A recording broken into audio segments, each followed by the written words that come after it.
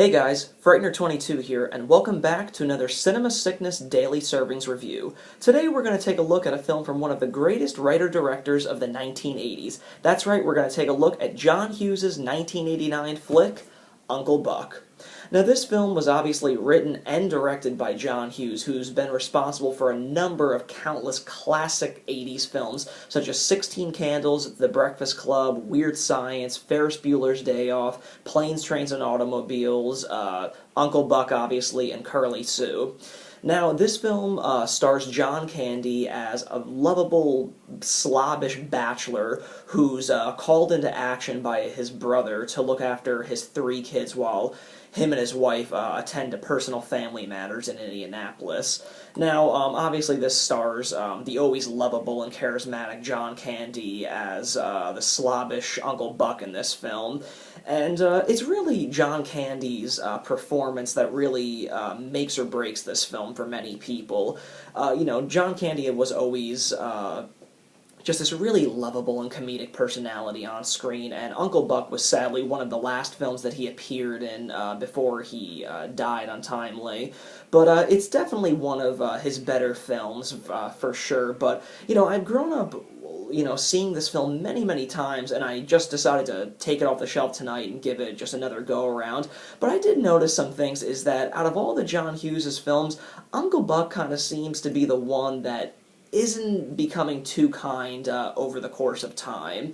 Now, really, like I said, it's John Candy's performance and comedic talents that really make this film, but, over the 100-minute runtime, that just doesn't really seem to be enough to make the film a worthwhile watch, the entire time. It's a film that really starts off really well and, really, really funny, but then, by the end it just kind of goes a little too long for its own good, and although John Candy's comedic, chops are always welcome, it's just not enough to make this film, one of the best John Hughes' films. I'm sure many, many people will disagree, and, I've always loved Uncle Buck, but after seeing it this time, after, seeing it dozens of times, I'm just beginning to realize that, the second half of the film just kind of takes a turn for the boring, really. I mean, there's just not much going on for it. But, I mean, John Candy is there, and he's doing everything he can, but, the characters surrounding him, aren't really that much to work with. The oldest daughter in the family that he has to care for is just the biggest brat in, movie history. I mean, you just can't help but hate this girl, even by the end when she's kind of redeemed herself and we're supposed to see her as a character that obviously has, come to terms and reconciled with Buck. I just can't stop disliking this girl. I mean, she gives John Candy such a hard time the entire film, and she's just the girl you want to hate. She is just such a pain in the butt the whole film that by the time she finally comes around, in my eyes, I'm just I've kind of had enough with you already. Luckily, the younger brother and sister are really adorable, and the younger brother of it is a really young and early performance for Macaulay Culkin. This film came out just a year before Home Alone, and this was the film that really brought John Hughes and Macaulay Culkin together, so it was their working experience on this film that really got the job for Culkin in the Home Alone series. And Macaulay Culkin is really great in this. He's obviously really young. I think this is one, if not his first feature film debut that he ever did, and then he just kind of took off in 1990 with Home Alone. But he's incredibly cute in this film, and he's really, really funny. I mean, the lines that he gets are probably some of the funniest to go along with John Candy. Him and John Candy have a really funny scene where Macaulay Culkin is grilling him with a series of just fast-paced questions, just kind of feeling him out as to who he is and stuff. So it's really, really funny. And interestingly enough, when they shot that film, John Candy actually put Macaulay Culkin's lines and taped it to his forehead. So when the camera was focused on Macaulay Culkin could read the lines without having any trouble forgetting them. that way to keep the fast pace going on, take after take after take. So I thought that was really funny. But Macaulay Culkin's really great in this. And in addition to Macaulay Culkin, you actually get an appearance by Laurie Metcalf in this film, who plays somewhat of a nosy, oddball neighbor from it. You guys definitely remember her from Roseanne and Scream 2. But she's really great in this. Very minor role, but, you know, she's great. She's always a really funny actress to watch. Another interesting thing to note is that before John Candy was cast, actually Danny DeVito was considered for the role of Uncle Buck. Kind of weird to think of that now because, you know, John Candy just really solidified this role, and it's, you know, kind of gone on to become, you know, one of John Candy's most iconic roles. So it's always kind of weird when you hear that other people were considered for a certain role, and then you're kind of like left with like, that could have worked, or that absolutely could not have worked.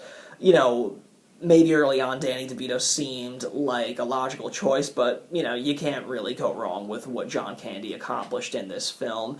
Another interesting thing to note here was that most of the film locations were actually shot on a set that was built in a high school gymnasium, even including the house that John Candy and the kids spend the majority of their time. And that's a technique that Hughes used actually in The Breakfast Club. The whole library that the kids are seen sitting in for, you know, basically the entire film is actually not a real library at all. It was a set that was just erected in a high school gymnasium. So Hughes just kind of used that same technique here. Now, you know, like I said, overall, I've seen this film dozens and dozens of times, and I've always really enjoyed it, but it isn't until now that I'm kind of, you know, watching it and the years are setting in, I'm just, you know, quickly seeing that the beginning takes off really, really funny and really great, but, you know, by the time you get to the middle, it's just slowly but surely kind of starts to go downhill there, which is kind of a shame because, you know, in addition to Weird Science, Uncle Buck is one of the only other films that John Hughes actually directed that's really more of a straight-on comedy and doesn't really have so much of, you know, some heavy-handed drama to go along with it. You know, towards the end of Uncle Buck, there is a little bit of dramatic, you know, dramatic things going on, but nothing, you know, crazy, nothing like Planes, Trains, and Automobiles is towards the end, but, you know, it's just kind of disappointing that this was kind of more of like a head-on comedy, and it just kind of, you know, loses steam by the end. But like I said, it's really John Candy's performance that kind of makes this film worth watching at all.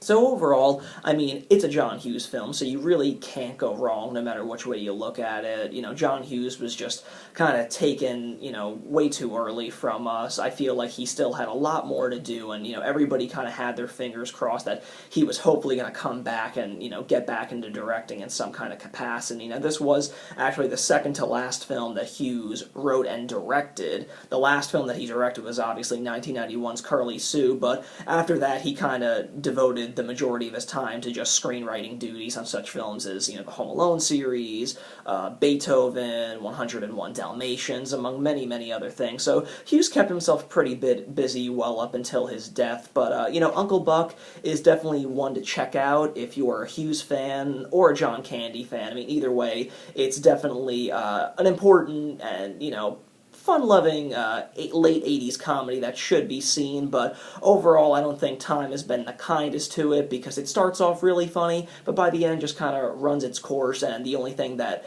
it has going for it is John Candy trying to hold the movie together all on his own with just, you know, his comedic energy.